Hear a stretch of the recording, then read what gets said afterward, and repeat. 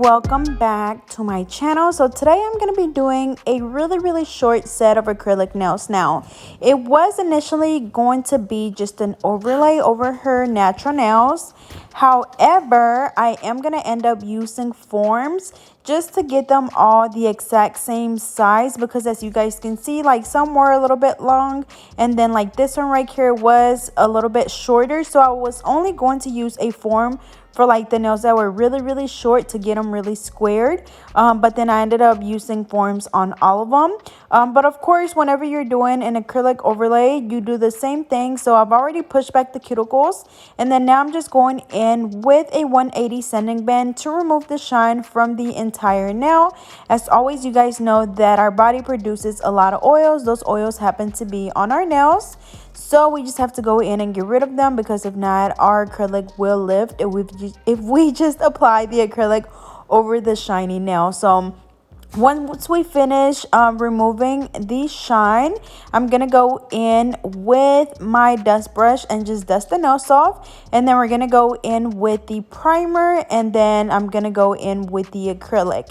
During this step, I'm using my e-file at 5,000 RPMs. As always, adjust it to whatever speed you feel comfortable using it at.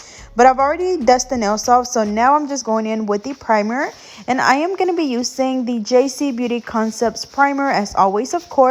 And then I'm going to be using like a nudish pinkish acrylic. I'm going to apply that on all of the nails, and like I said, I am going to be using forms on the nails just to extend the nails a little bit, and then also to give them more of a squared shape. And like I said, I was only gonna do the form on this nail, but then once I got to the second nail, I'm like, I might as well do it on all of them. That way I can get them all the same length and shape. So as you can see, the first bead that I'm placing is right in the middle where the natural nail and the nail form meet. So patting it down and then kind of moving it up to basically shape the acrylic into a squared shape. And whenever you're using forms, you really can, do whatever shape and length you want, but for this case, we're just doing them super short. And then also, when you're using forms, especially when the nails are short, you don't want to apply too much acrylic, because you don't want the nails to be super big and bulky. I know that's the problem that a lot of people have whenever they're doing short nails, which is why I know a lot of people out there do not like to do short nails, because it can be a little bit more challenging. But really the key, like I said, is just to using a little bit of product at a time. So I'm doing my 3-ball method for the most part. So as you can see, I applied the first bead right at the tip, like I said, where the natural nail and the form meet. I placed the next one right behind that one, the third one right above that one, and actually I'm going in with another bead, which is my 4th bead, and placing closer to the cuticle area. And sorry, I didn't mean to say 3-ball, I meant to say my 4-ball method. So after that, we should have a nice thickness. And then of course, if you need to go in and add a little bit more, that is completely fine. But like I said, you don't want your nails to be too bulky, because then it's gonna look like some little like a little bubble nail. So same thing for the rest. Again, like I said, for this next nail, I was gonna just do the overlay, but then since this one was still a little bit more rounded and she wanted a squared look, I did go ahead and place a form on this one. But usually whenever you do an acrylic overlay, then you would just do this, just apply the acrylic straight onto the natural nail, and then just making sure that, again, they are not too thick.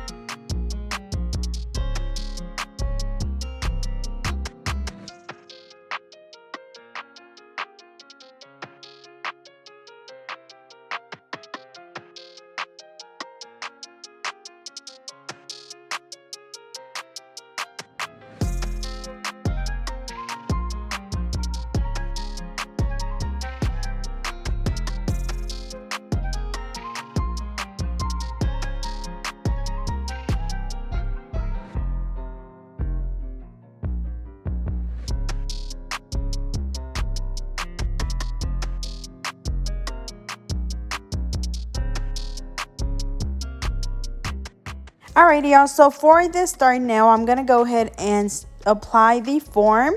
So whenever you're applying forms, you just want to grab the form and kind of wiggle it around to where you shape it into, you know how our like underneath our free edge is kind of like curved a little. So you basically want to get the form into that same shape. That way it just lights right underneath your client's nail. After that, you just stick the two like little wings down, and then you go in and apply the acrylic. And also another key to working with forms is that you want to make sure that you're working with the correct liquid to powder ratio, because if your acrylic is way too runny, it's gonna run off the side of the forms. But other than that, you know, they're pretty easy to work with. I don't use them very often. A lot of the time I only use them like whenever I'm fixing someone's nail. I just use the form instead of like removing the acrylic. You know, I just go in and basically replace the acrylic that broke off, depending on the situation. Like if I just did that set, like literally just did the set and they broke a nail and it's like, you know, only the tip broke, then I would go in with a form. That's really the only time. I've done a few other sets with forms, but like I said, I don't really use them pretty often. There are a lot of people that, you know, just learned how to do nails with forms, so that's just kind of what they stuck with. I personally learned how to do nails with tips, so that's what I stuck with. But I know one of the benefits of doing or use some forms, it's really that, you know how sometimes whenever you do nails, or really all of the time when you do nails, there are certain numbers in the tips that we use a lot, and then we always have a lot of like number ones left over, sometimes number 0, sometimes maybe number ones, and then, you know, there's just a few random numbers that we don't use. Then we're left with like a whole bunch of nail tips that we have nothing to do with. So that is one of the benefits of using forms, because you know, you don't have to go through that of like, you know, just having nail tips that are wasted.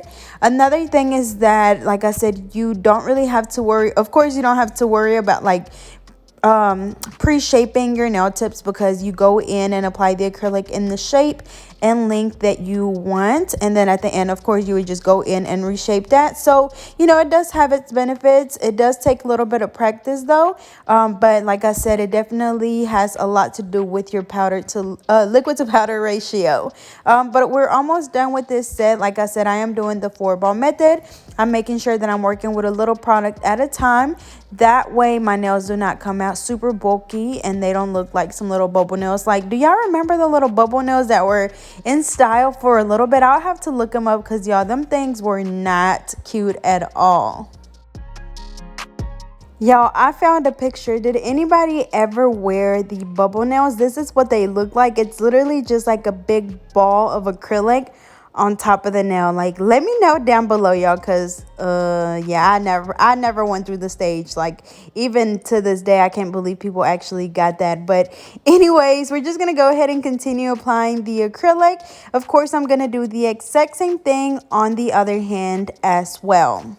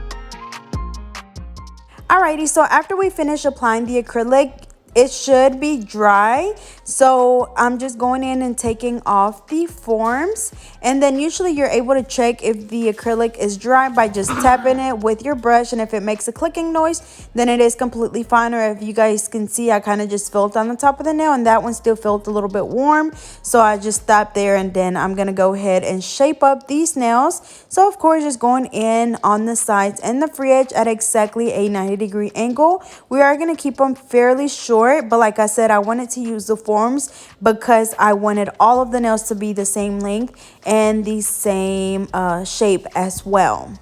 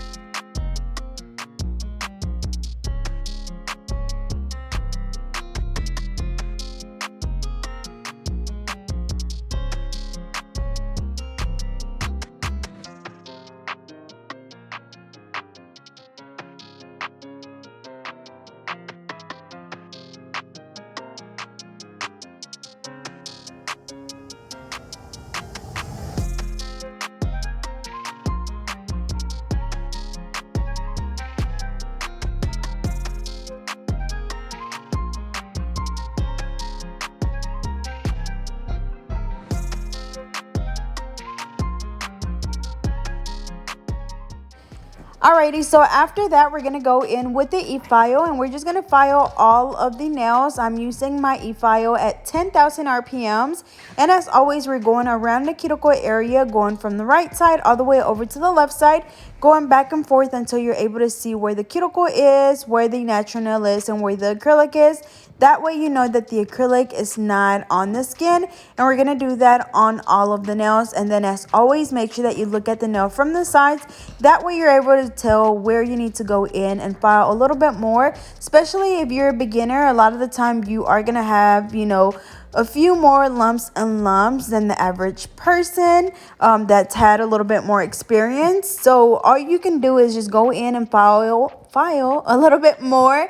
That way you can file away any of those bumps and lumps, because trust me, I always get a lot of questions about people saying like, hey, so I filed my nails with the e-file, but they still are really thick and bumpy. And the only way to get rid of those bumps and lumps and filing down to make them a little bit thinner is by filing with your e-file or your hand file. I know there's a lot of people out there that still do not feel comfortable using an e-file. So if you use a hand file, like I said, just go in and file a little bit more. So I'm going to go ahead and do this on all of the nails, and then we're going to move on to the next hand.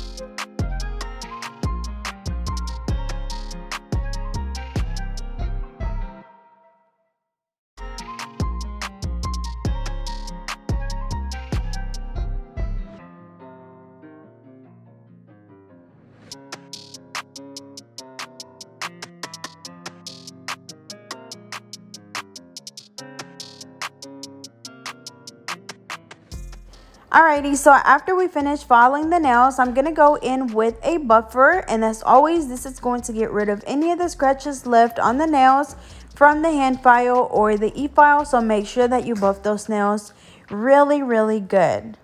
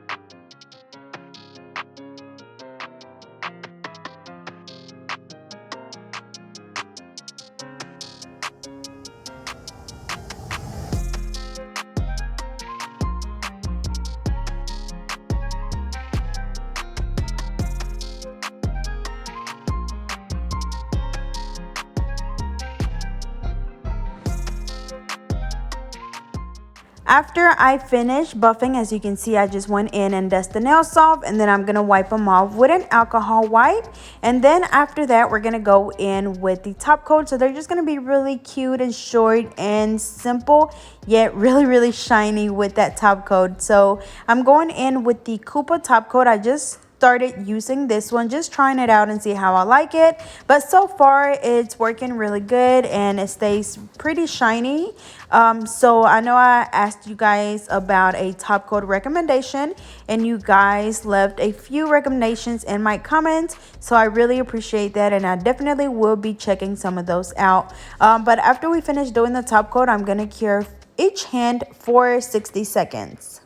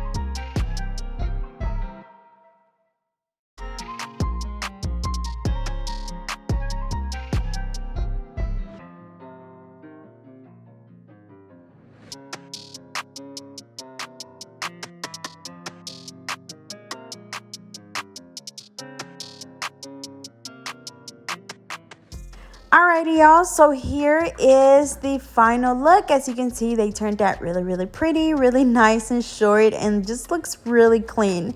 So as always, don't forget to like, comment, and subscribe. Follow me on Instagram at GetNo32, and I will see you guys next time.